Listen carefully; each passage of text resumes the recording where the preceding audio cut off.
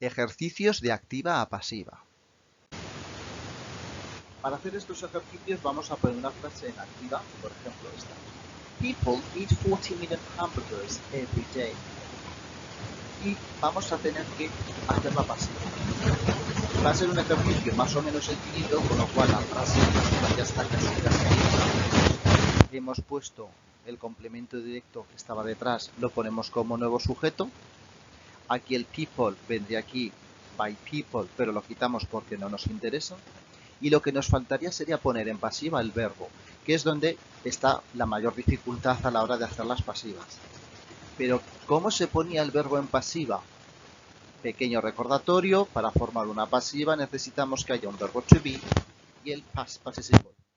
Para que nos entendamos, el past participle es la tercera columna del verbo. Bien. ¿Y cómo pongo este verbo to be? ¿Cómo me dé la gana? Pues evidentemente no. Si lo que quiero hacer es que esta frase en activa se convierta en pasiva, pues tengo que mirar cómo está el tiempo.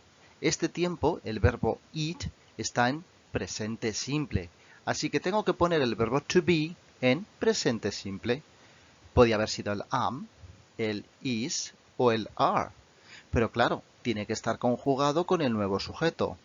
Hamburgers are. Y después la tercera columna. ¿De qué verbo? De este verbo que quiero conjugar, del verbo principal.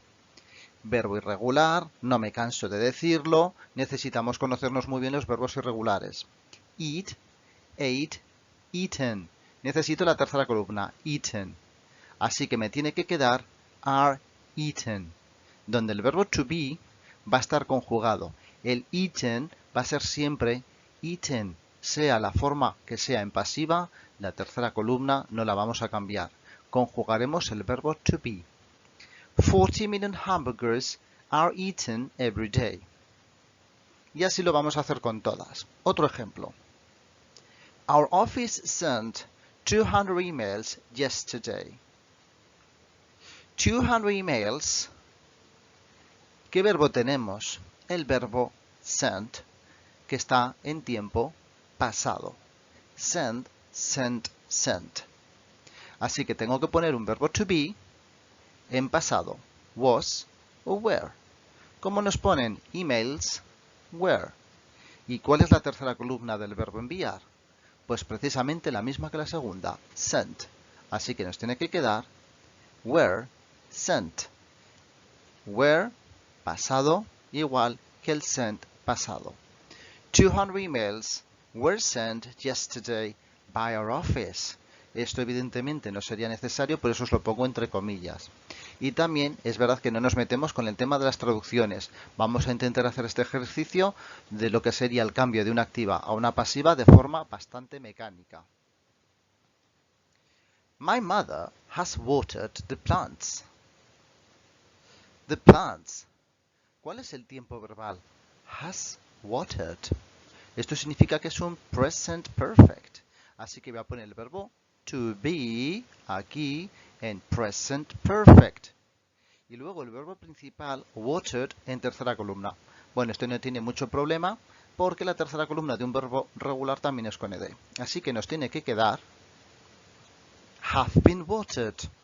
Pero Joaquín, arriba ponía my mother has y aquí has puesto have.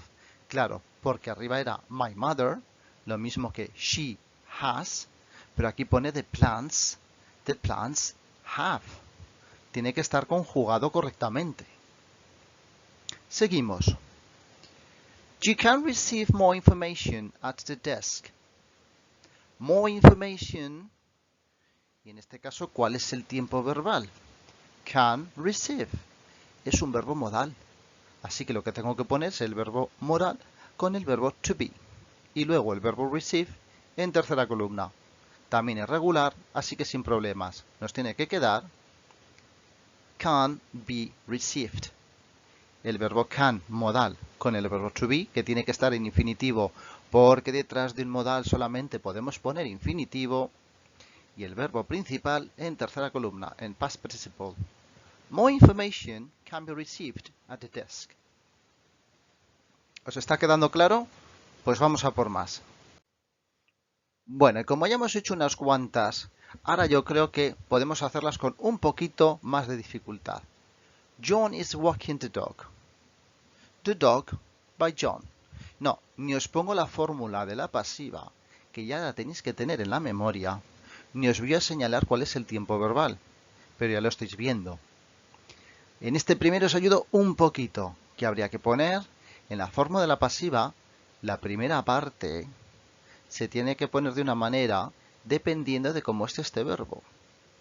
Y la segunda parte hacía referencia al verbo principal que tenía que ponerse de otra manera. Sí que es verdad que esto es un presente continuo, que es un tiempo realmente sencillo, pero que en la pasiva, por la razón que sea, provoca bastantes errores. Primero pensad cómo lo pondríais y cuando esté corregido os digo un poquito el por qué produce esos errores. Venga, solucionamos. The dog is being walked by John. Claro, como el tiempo es presente continuo, que se forma con un verbo to be, con una ing del verbo principal, resultará que tengo que poner el verbo to be con un verbo to be más el verbo to be con la ing. Si tenemos dos verbos to be tan juntitos, vamos a pensar que algo está mal. Pero no, es que se hace así. Esto es lo correcto. Is being. Y luego el verbo principal con la tercera columna. The dog is being walked by John. Bien, vamos a por otra. Heavy rain had caused the flood. The flood by heavy rain. Lo mismo, pensad en el tiempo verbal de la de arriba, pensad cómo se pondría la pasiva y resolvemos. The flood had been caused by heavy rain. Past perfect, que se forma con el pasado del have, es decir, had, y el verbo principal en tercera columna. Claro, aquí estamos conjugando el verbo to be. Luego el verbo principal es el be.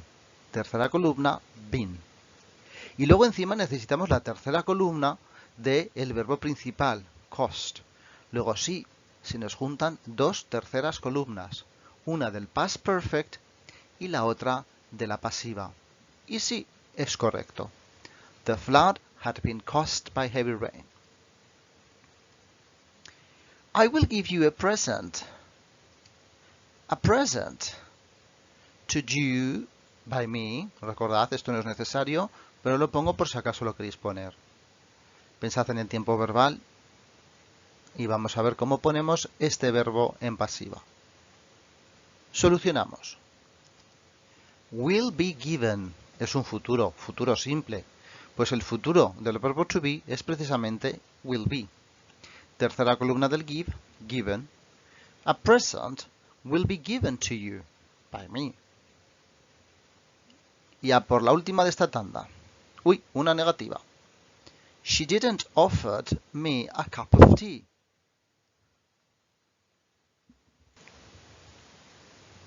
A cup of tea to me by her. Bien, aunque veis que está en una negativa, tenéis que mirar cuál es el tiempo verbal. Da lo mismo. Luego sabéis que tenéis que poner el verbo to be, pero lo tenéis que poner negativa. ¿Cómo nos va a quedar? Wasn't offered.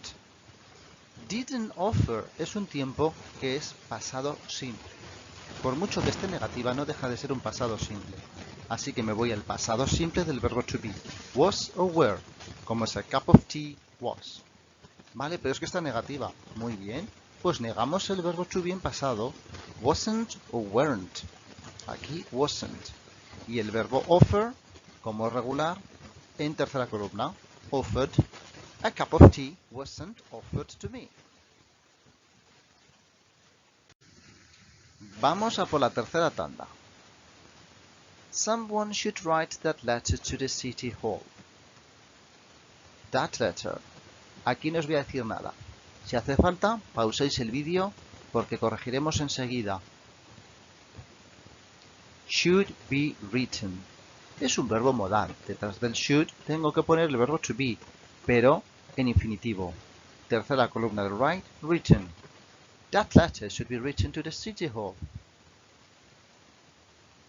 My brother doesn't lend me money. Money.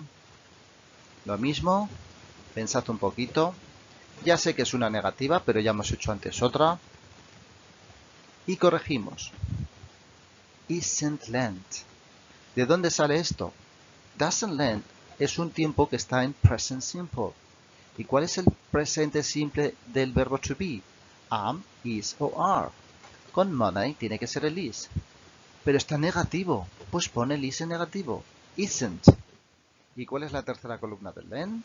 Lent. Money isn't lent to me by my brother.